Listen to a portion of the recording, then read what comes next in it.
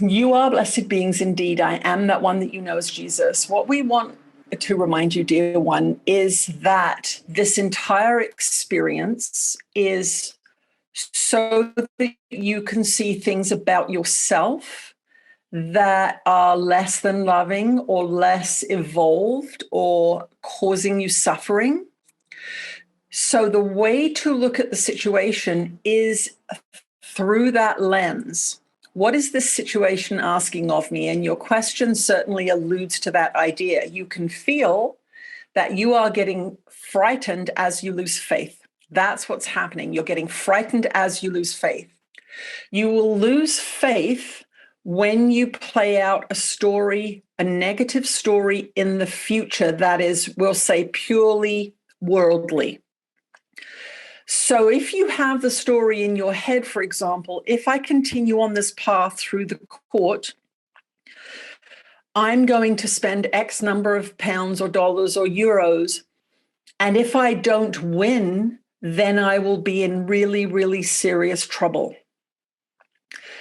That is a future scenario that is going to be believed by your mind because it's coming from your mind.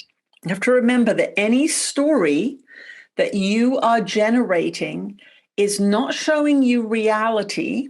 It's showing you your mind. It's showing you your beliefs. It's showing you your fears. That is the gift that this situation is giving you. What you're feeling, your loss of faith and your panic, your wobbliness, is revealing what your mind is doing. So it's distressing because your mind will tell you, but yes, this is a possibility.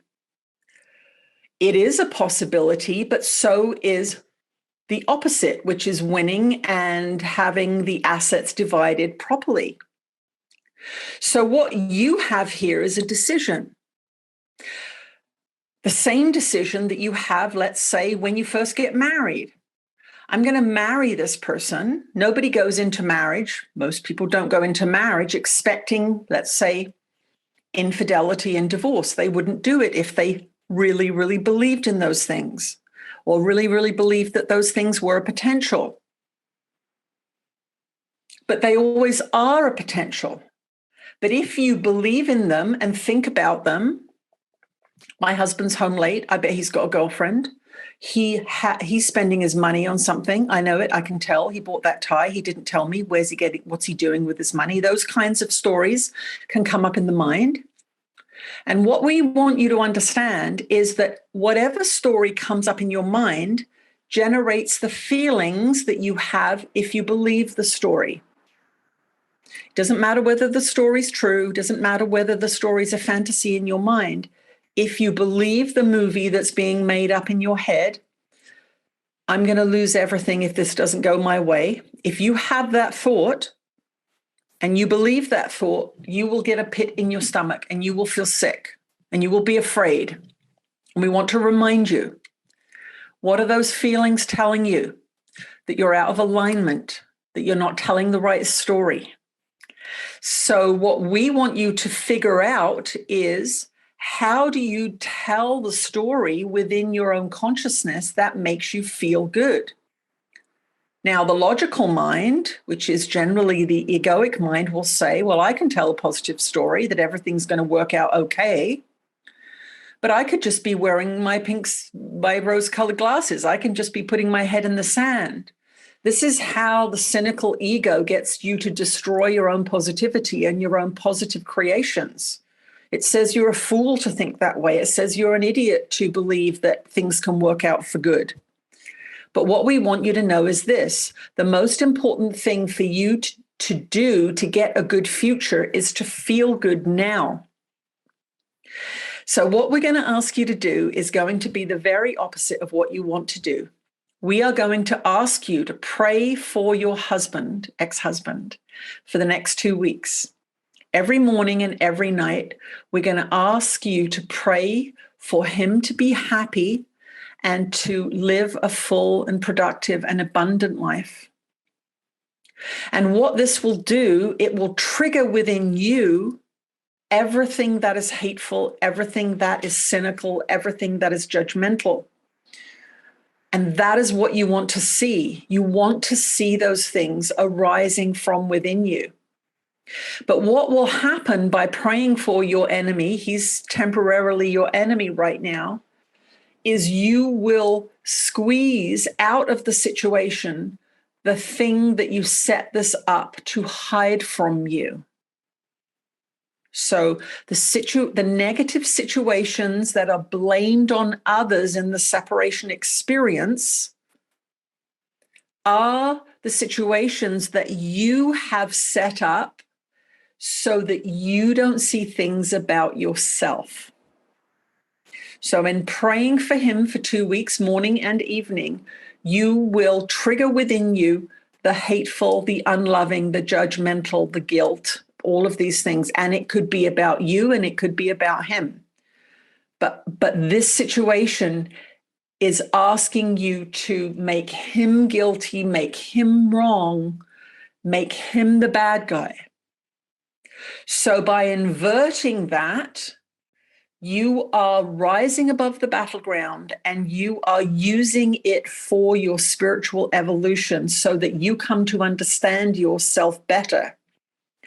And as you come to understand yourself better, as you see what's living in your mind, as in he's a jerk, he never did this, blah, blah, blah, whatever your stories are about him, we want you to know that those things that live in you that have now come to the surface are the things that bring about the creation or miscreation, which is a more accurate word, of something like divorce, poverty, stress. The things in you that are going to be revealed to you are the negative beliefs that create negative situations.